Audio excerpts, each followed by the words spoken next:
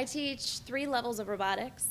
So in Robotics I, it's really an introduction to all of the different aspects of robotics engineering, which encompasses computer science, control engineering, mechanical engineering, and electrical engineering. And what's really cool about it is robotics is kind of where all of those spaces overlap.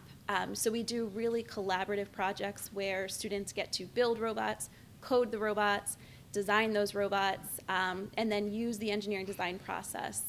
I started out in Robotics 1. You get to work with programming, building, and you start out with all the basics.